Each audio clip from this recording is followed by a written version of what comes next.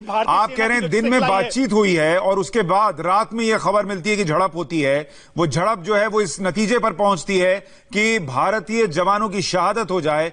एक ऑफिसर और 2 जवानों की शहादत की खबर मिल रही है। 40 साल में जो एलएसी पर नहीं हुआ वो हो रहा है, और वो हुआ है कि वहां पर इस तरीके की झड़प हो जाए कि जान चली जाए, शहादत हो जाए। ये बहुत बड़ी खबर है। एलएसी पर चीनी सैनिकों के साथ भारतीय सैनिकों की झड़प की खबर मिल रही है। 3 भारतीय सैनिकों के शहादत की खबर है, जिसमें 1 अफसर और 2 जवान शहीद हो गए हैं। और मनीष, इसमें सबसे बड़ा सवाल अब यह है कि भारत का रिस्पांस क्या है।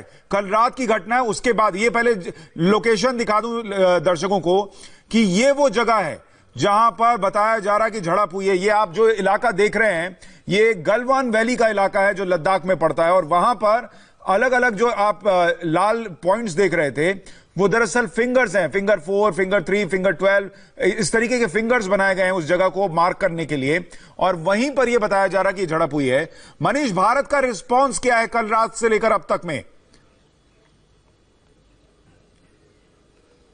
देखिए, अभी ऑफिशियल जानकारी के मुताबिक और खासतौर पे जो इस समय एमईए में और साथ में डायरेक्टर जनरल मिलिट्री ऑपरेशंस में जो हमारे सीनियर ऑफिशियल सोर्सेज हैं, यानी आर्मी हेडक्वार्टर से लेकर 14 कोर और नॉर्दर्न कमांड, ये बताना जरूरी है कि इस पूरे एरिया का जिम्मा 14 कोर के पास है, जिसे फायर एंड फ्यूरी कोर कहते हैं, और northern army commander general YK Joshi खुद इस पर पूरी तरह से नजर रखे हुए थे। इसकी पूरी डिटेल, एक एक डिटेल इस समय सीनियर ऑफिशियल्स के तौर पर जब नॉर्दर्न आर्मी कमांडर से डीजीएमओ मिलिट्री ऑपरेशंस और साथ में आर्मी चीफ को दी गई। आर्मी चीफ ने जल्द ही पूरी जानकारी इसकी रक्षा मंत्री और साथ में चीफ ऑफ डिफेंस स्टाफ के साथ साथ नेशनल सिक्योरिटी एडवाइजर को दी, और यह जानकारी एनएसए ने सीधा प्रधानमंत्री कार्यालय को सौंपी है, जिसमें पूरी डिटेल के साथ दी गई है। जो ये सीनियर रैंक ऑफिसर है, दरअसल अभी हम उसको बहुत ही उसके बारे में पूरी जानकारी सुशांत आपको इसलिए नहीं दे सकते क्योंकि अभी तक उनके परिवार के लोगों को भी जानकारी नहीं दी गई है। इसीलिए हम अभी उनके सिर्फ सीनियर रैंक ऑफिसर जो हैं वो बोल रहे हैं, और साथ में दो जवानों की बातचीत कर रहे हैं। इन तीनों के नाम हमारे पास हैं, डिटेल्स हमारे पास हैं,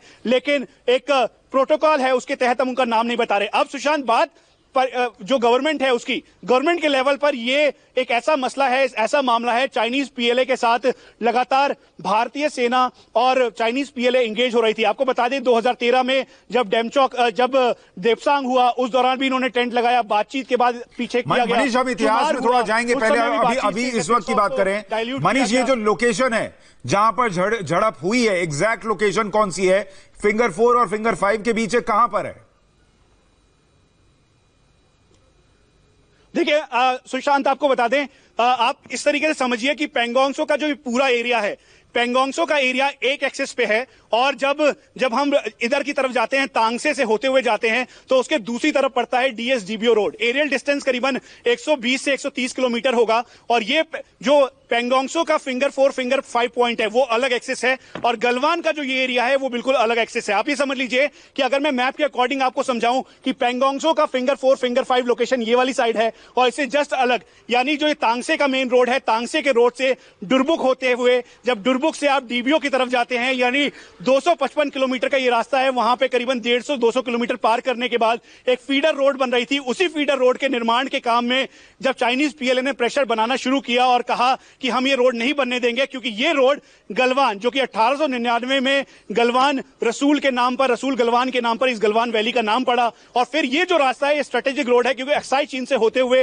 ये सीधा श्योक नदी में आकर मिलता है, और श्योक नदी कनेक्टिंग एक नदी है जो कि डीएसडीबीओ रोड के लिए स्ट्रेटेजिक लाइन है। इसीलिए जब रक्षा मंत्री राजनाथ सिंह ने ब्रिज का निर्माण किया था, उस दौरान भी चाइनीज पीएलए के ऊपर बहुत ज्यादा प्रेशर था, और ये फीडर रोड पूरी तरीके से तैयार किया गया, और ये फीडर रोड के इंफ्रास्ट्रक्चर डेवलपमेंट को लेकर ही चाइनीज पीएलए लगातार अपनी आपत्ति जता रहा था। तो आप ये समझ लीजिए सुशांत, एक तरफ पैंगोंगसो का फिंगर 4, फिंगर 5 लोकेशन था जहां पे चाइनीज पीएलए और भारतीय सेना आमने सामने है, तो वहीं हॉट स्प्रिंग यानी पेट्रोलिंग पॉइंट 14, 15 और 17 के बीच का ये एरिया गलवान के इलाके अभी एग्जैक्ट लोकेशन को लेकर स्थिति बहुत स्पष्ट नहीं है, मैं इस पर लौटूंगा, लेकिन जो जानकारी मिल रही है उसके मुताबिक मैप पर हम दर्शकों को दिखाते हैं कि एलएसी में कहां पर क्या हुआ है। ये जो आप तस्वीर देख रहे हैं इसको देखिए, एक तरफ चीन की सेना, दूसरी तरफ भारतीय सेना, और ये जो इलाका आप देख रहे हैं बीच में आप जो झील देख रहे हैं उसके दूसरी तरफ अगर आप देखेंगे वहां पर अलग अलग स्ट्रेटेजिक पॉइंट्स हैं जिन्हें फिंगर 4, फिंगर 5, फिंगर 12 इस तरीके से नाम दिया लिया गया है।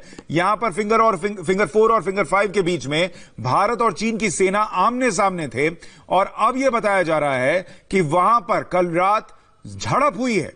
झड़प भी ऐसी नहीं कि थोड़ी देर चली, 2 से 3 घंटे झड़प चली है और उसमें भारतीय जवानों की शहादत की खबर मिल रही है। उस तरफ क्या कैजुअल्टी हुई, उस तरफ चीन के सैनिकों को क्या नुकसान पहुंचा, यह अभी जानकारी स्पष्ट नहीं है। मनीष के पास कुछ और जानकारी है। मनीष।